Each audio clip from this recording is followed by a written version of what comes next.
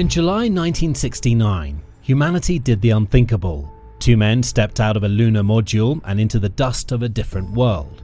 It was a moment watched by millions of people. But years later, a hidden detail emerged that completely flips the script on what we think we know about that historic day. Did NASA lie about who wore the first watch on the moon? That's exactly what we're about to find out. This is episode 3 of Hidden Watches of the Legends, and this cosmic mystery is just the beginning. To understand why this story matters, you have to go back to 1964. NASA was deep in the space race, and they needed a watch for their astronauts. Not a fancy one or a dress watch, rather they needed a watch that could survive conditions no human had ever faced before. So they sent out a formal request to watch manufacturers around the world asking for chronographs that could handle the job. 4 brands responded, and NASA didn't take their word for it. They put every single watch through 11 brutal tests: extreme heat, extreme cold, humidity cycles and decompression. Tests that were intended to push the watches almost to the point of destruction and destroy things they did. One of the watches lost its crystal, warped by the heat. Another had its glass deformed under decompression. Even the third stopped completely during the humidity test. Only one kept going, and it was the Omega Speedmaster. That was why on March 1st, 1965, NASA officially approved the Omega Speedmaster for all manned space missions. Not because it was beautiful or expensive, but it didn't break when everything else broke.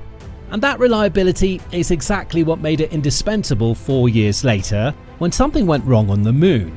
But before we get there, you need to understand the specific watch that went on that mission, because this is where the details start to matter. The watch NASA strapped to Armstrong's wrist for Apollo 11 was the Omega Speedmaster Professional, reference 105.012.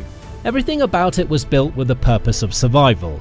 It had a 42mm stainless steel case, a black dial, and the Calibre 321. This is a manually wound movement that became one of the most respected chronograph movements ever made. It was also the first Speedmaster to carry the word professional on the dial. Nothing on this watch was decorative. Every single detail existed because someone at NASA decided it needed to be there.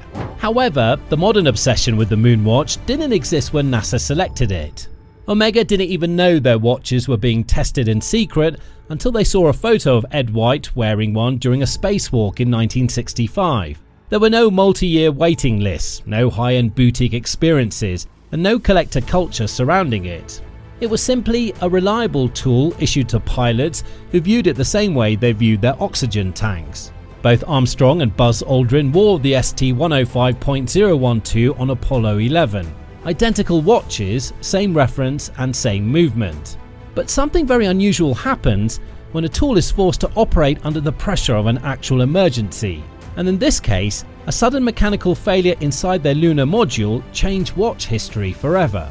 When Apollo 11 successfully touched down on the lunar surface at the Sea of Tranquility, the atmosphere inside the spacecraft was incredibly tense. Neil Armstrong and Buzz Aldrin were checking their instruments, preparing for the most critical phase of the mission.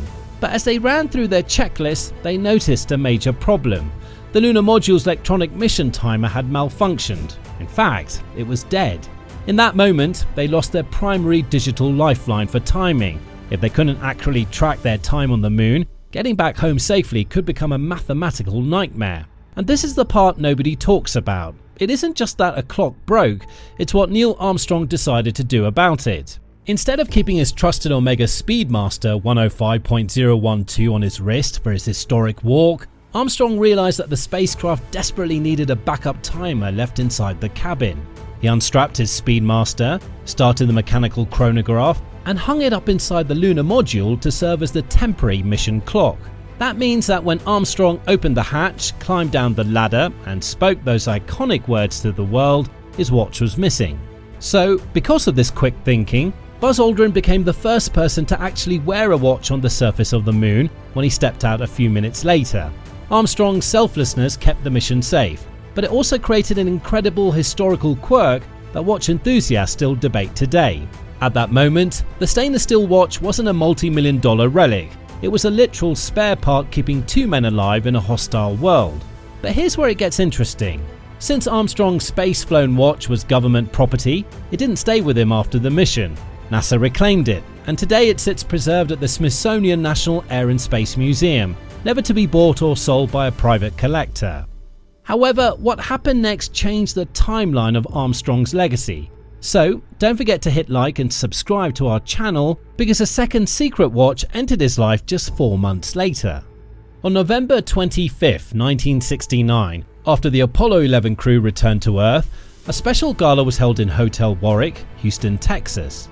Omega wanted to celebrate what these men had achieved, but they didn't do it with stainless steel tools this time. Instead, they created a highly exclusive Speedmaster made from 18-karat yellow gold.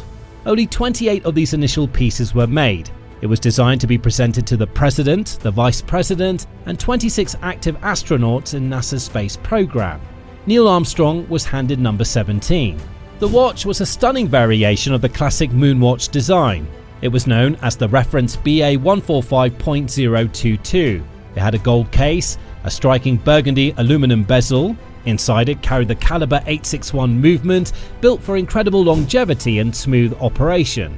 But it wasn't just the gold that made this timepiece legendary, it was the message stamped at the caseback. It read, "To mark man's conquest of space with time, through time, on time." For Armstrong, he was holding a personal trophy. It represented the sleepless night, the danger, and collective effort of people who helped him put him on that lunar dust. Unlike his official NASA watch, this gold Speedmaster belonged to him. But as the decades rolled on, Armstrong's private life remained quiet. He shied away from the Hollywood spotlight, and along with the man himself, the golden watch slipped out of the public eye. For nearly half a century, it remained tucked away. The watch community knew it existed in theory, but it was treated almost like a myth from the golden age of space exploration. Until the spring of 2025, when the watch world was suddenly rocked by an announcement that no one saw coming.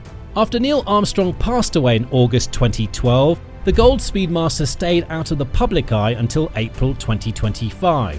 The watch was put up for auction at RR Auction in Boston. Collectors, historians, and billionaires from across the globe had gathered to bid on Neil Armstrong's gold Omega Speedmaster.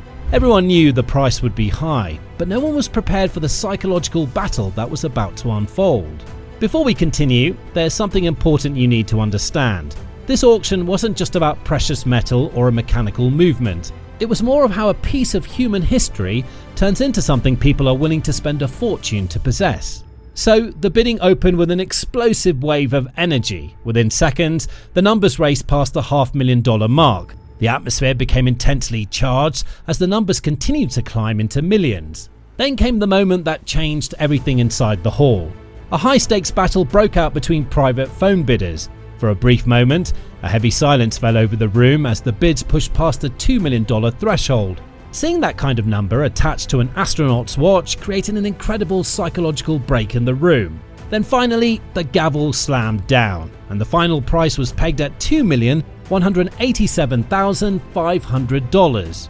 With that single stroke of the hammer, Neil Armstrong's gold Speedmaster set the record for the most expensive astronaut's timepiece ever sold at auction. It was a shocking result, because logically, the watch hadn't changed since 1969. The gold was the same, the mechanical gears inside were also the same. What changed was the realization of what that watch truly represented. The story had become infinitely more valuable than the gold itself. Even after the historic 2025 auction, the luxury watch market still felt a massive shift. Collectors were no longer looking for rare dial variants or pristine condition anymore. The conversation moved toward the undeniable physical link to an extraordinary human life. But here's what gets completely overlooked. The emotional history of an object is what dictates its ultimate value. You can say the simple engraving on the back of Armstrong's watch is just a text. No, it's not. Rather, it's a symbolic anchor that captures the spirit of an entire era. It connects a collector to the moment humanity looked up at the stars and actually went there. So when someone buys a piece like this, they aren't looking at the dial to check the time. They're also participating in a legacy they wish they could be a part of. And that's how luxury transcends into history.